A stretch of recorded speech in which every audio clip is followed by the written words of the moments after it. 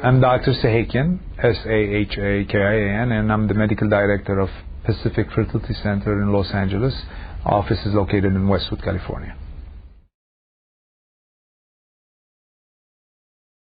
There are some restrictions, obviously, most of them medical, which means I won't treat you if I feel, you're taking a risk with your life, or the risks on the baby are, over acceptable limits. So if you are sick with diabetes or hypertension and you're 48, I'm not going to treat you unless everything is under control. So you have to be healthy, number one.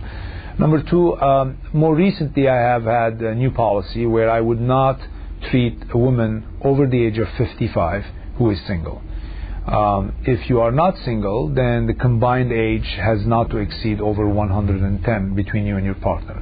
And you can ask me why these arbitrary numbers, but I've made my own little personal calculations, and I figure, women live to the age of 80 these days. That's the average age, I would say. So if you're 55 and you could carry yourself till the child is an adult at 18, the likelihood is you're going to be around when your child is 18, when you would be probably, 70, let's say, 70, 75.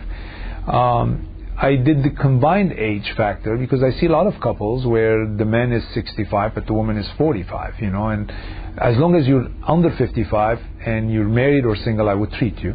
But if you're, let's say, 58, but you marry somebody who's 50, I would definitely consider that, because then you have a partner who could help you raise the child. And if you're medically fit, I would treat a 58-year-old.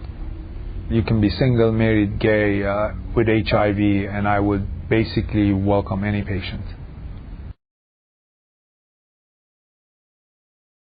There's another group of patients, and that part of my business has increased also significantly, and that's actually gay men couple who want to have a child. And in that case, they need an egg donor and a surrogate. So there are three variables to that equation. You have an egg source, you have the surrogate as the carrier, and you have the sperm source. So the couple, indeed, they are the sperm source. So they have to come in to give sperm to be used to fertilize the eggs, to carry the in vitro fertilization.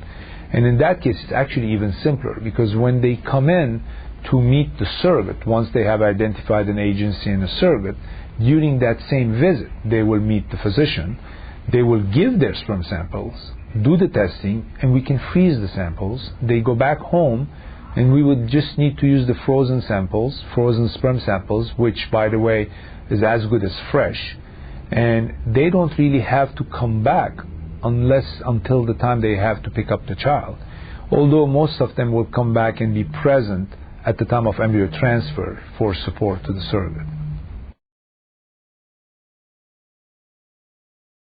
Sex selection today is basically PGD. What PGD stands for is pre-implantation genetic determination, let's say.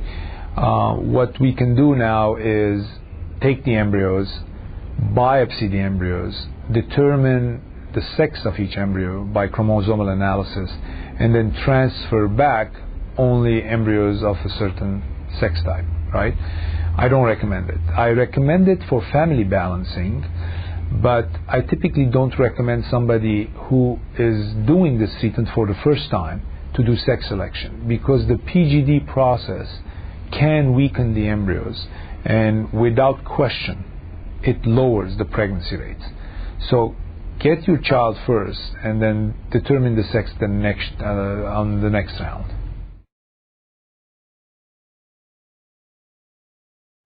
Our clinic has excess embryos donated by patients who have gotten pregnant, and they are reserved mostly for in-house patients, which means if you're my patient and you can't get pregnant and you've failed, but you want to resort to embryo donation, then I will try to find you embryos.